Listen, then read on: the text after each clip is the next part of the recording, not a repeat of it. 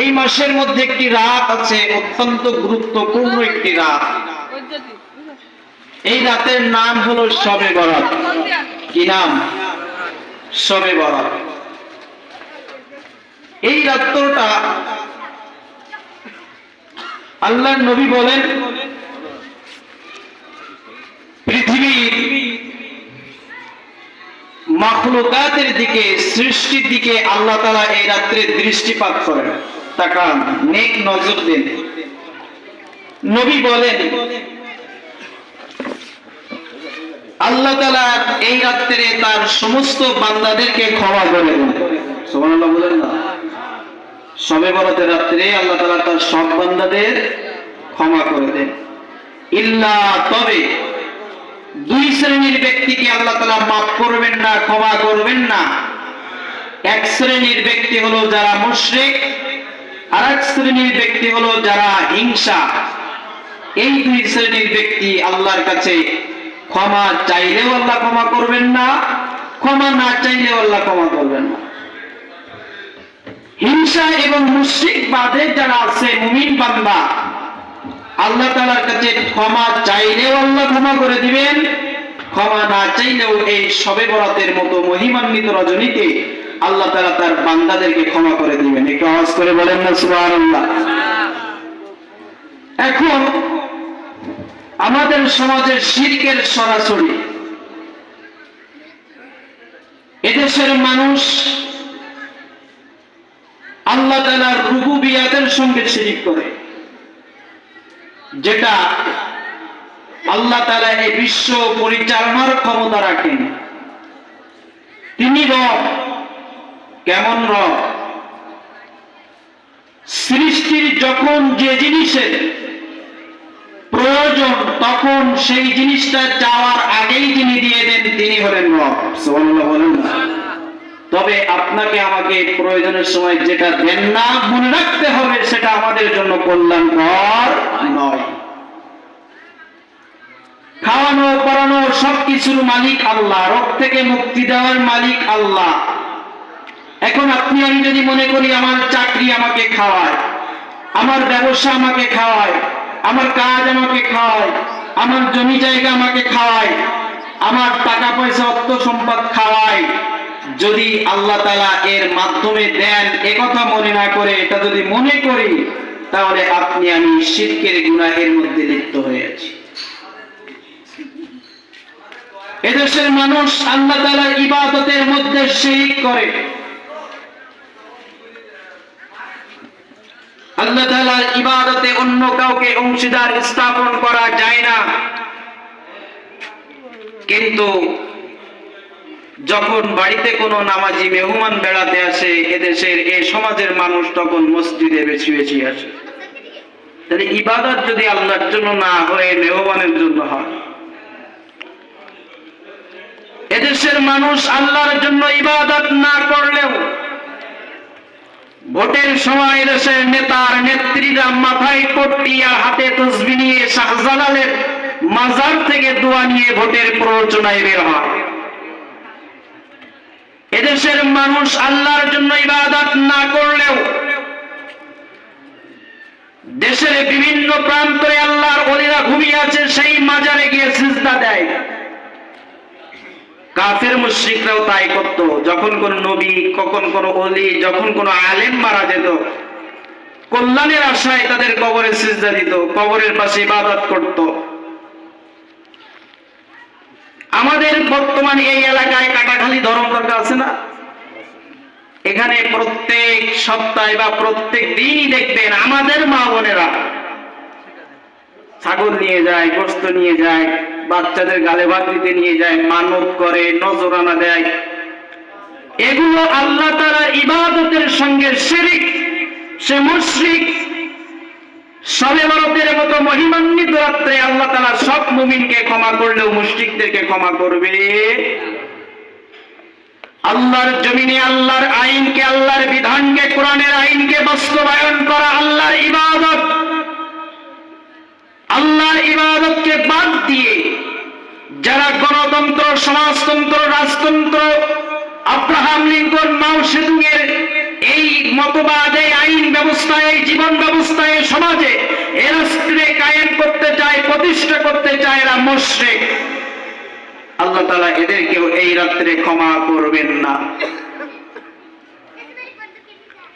আল্লাহ তাআলার ক্ষমতার সঙ্গে আমরা শিরক করি। আল্লাহ তাআলা রিজিক দাতা, এই কথা আমরা বিশ্বাস করতে চাই না। যদি বলেন হ্যাঁ বিশ্বাস করি, তাহলে চুরি, ডাকাতি, দুর্নীতি, সুদ, ঘুষ, ওজনে কম দেওয়া এগুলো আছে কেন বলেন? তাইলে আল্লাহ যে রিজিক দেন এটা আমাদের বিশ্বাস হয়। যদি বলেন আপনি নামাজ আদায় করতে পারেন না কেন, বলেন কাজের চাপে। যদি বলা হয় আপনি রমজানের রোজা রাখেন না কেন, বলে কাজের চাপে। তাহলে আপনি বিশ্বাস করেন না আল্লাহ রিজিক দিতে পারে। সমুদ্রের তলদেশে একটা প্রাণী আছে, নাম তার নীলতিমি। কি নাম? এই নীলতিমি একবারে প্রায় 4000 কেজি পরিমাণে মাছ খেয়ে ফেলতে পারে, যার বাজার মূল্য প্রায় 4 কোটি টাকা হয়। পার্শ্ববর্তী সুন্দরবনে একটা বাঘ, একটি সিংহ প্রত্যেকবারে 8 থেকে 9 কেজি হরিণের গোশত খায়, যার দাম 8 থেকে 9,000 টাকা। আপনি বলেন ওই নীলতিমির 4 কোটি টাকা দামের এক বেলার খাবারের ব্যবস্থা যিনি করেন, বলেন সমুদ্রের বাঘ সিংহের একবারের খাবারের ব্যবস্থা যিনি করেন, আপনার আমার খাবারের খরচ 100 টাকা সেই আল্লাহ করতে পারে না? এ বিশ্বাস যদি না থাকে, আপনি আল্লাহর ক্ষমতার সঙ্গে শিরক করেছেন, আপনি মুশরিক, আমি মুশরিক। এ রাত্রে আল্লাহ তাআলা সবাইকে ক্ষমা করলেও মুশরিককে ক্ষমা করবেন না। আপনি আমি মনে করি রোগ থেকে মুক্তি দেওয়ার মালিক ডাক্তার, আপনি আমি মনে করি বিপদ থেকে মুক্তি দেওয়ার মালিক টাকা পয়সা ক্ষমতা, এগুলো মনে করাটাও শিরক। আপনি আমি মুশরিক। আপনি আমি যদি মনে করি এই তাম বিশ্বে গণতন্ত্র নামে একটি জীবন ব্যবস্থা আছে, যাতে মনে করা হয় যে সকল ক্ষমতার উৎস জনগণ। সকল ক্ষমতার উৎস কে? সকল ক্ষমতার উৎস কে? আপনি আমি মনে করি আমার রাজত্ব কেউ কেড়ে নিতে পারবে না। পুলিশ লীগ, আনসার লীগ, যুবলীগ, আওয়ামী লীগ, ছাত্রলীগ আমার রাজত্ব টিকিয়ে রাখবে, এটা কেউ কেড়ে নিতে পারবে না। কিন্তু আল্লাহ তাআলা বলেন, কুলিল্লাহুম্মা মালিকাল মুলকি তুতিল মুলকা মান তাশা, আমি আল্লাহ যখন ইচ্ছা তখন তোমাদের কাছে রাজত্বটা দিয়ে দিতে পারি, আবার যখন ইচ্ছা তোমাদের কাছ থেকে রাজত্ব ছিনিয়ে নিতে পারি, আবার যখন ইচ্ছা তোমাকে সম্মানিত করতে পারি, আবার যখন ইচ্ছা তোমাকে লাঞ্ছিত আর অপমানিত করতে পারি। কাজেই কোনো কারোর পৃথিবীর মধ্যে ক্ষমতা নাই তোমাকে ওই চেয়ারে বসিয়ে রাখতে পারি। যদি তাই পারত, দেশের সর্ব উচ্চ লেভেলের ক্ষমতাধারী ব্যক্তি দুপুর 2টার সময় 5ই আগস্ট পালিয়ে যেতে বাধ্য হতো না। কাজেই যদি কেউ মনে করে সকল ক্ষমতার উৎস জনগণ, যদি কেউ মনে করে এই সমস্ত বাহিনী আর আমার পোষা কুত্তাগুলো আমাকে বাঁচাতে পারবে, কখনো কোনোদিন সে মুমিন হতে পারে না, সে স্পষ্ট মুশরিক। আল্লাহ তাআলা শবে বরাতের মতো মহিমান্বিত রাত্রে সব মুমিন বান্দাদেরকে ক্ষমা করে দিলেও, মাফ করে দিলেও এই ধরনের মুশরিকদেরকে আল্লাহ তাআলা ক্ষমা করবেন না। আমরা অনেকে স্ত্রী যদি কন্যা সন্তান জন্ম দেয়, তাকে তালাক দিয়ে ফেলে বাড়ি থেকে বের করে দেয়, নির্যাতন করে। স্ত্রী কেন মেয়ে সন্তান জন্ম দিল?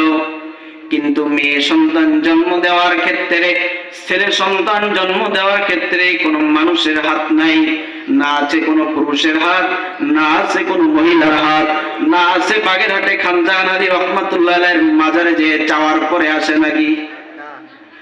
বিভিন্ন বাজারে মানত করার পরে ছেলে সন্তান হয় মনে হয়, কিন্তু এই সব কিছুর ক্ষমতার অধিকারী হলো আল্লাহ, যিনি বলেন লিল্লাহি মুলকুস সামাওয়াতি ওয়াল আরদ, আসমান ও জমিনের রাজত্ব হলো একমাত্র আল্লাহর। ইয়াখলুকু মা ইয়াশাউ ইয়াহাবু লিমান ইয়াশা ইনাসাও ওয়া ইয়াহাবু লিমান ইয়াশাউ যুকুরা।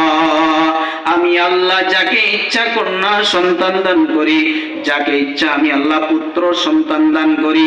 কাজেই এ নিয়ে যদি তোমরা বউদেরকে তালাক দেওয়ার কটু কথা শোনাও, স্পষ্ট বুঝে নিতে হবে আল্লাহর ক্ষমতার সঙ্গে বিরোধিতা করে তুমি মুশরিক হয়ে গেছো। কাজেই বুঝতে হবে এ সমাজে অসংখ্য অগণিত শিরক প্রচলিত, যেগুলো বিস্তারিত বলতে অনেক সময়ের প্রয়োজন, কিন্তু একটা কথা মাথায় রাখতে হবে, আল্লাহ তাআলার সিফাতের সঙ্গে আসমাউল হোসনা 99টা নামের যে গুণাবলী আছে এগুলো জানা দরকার।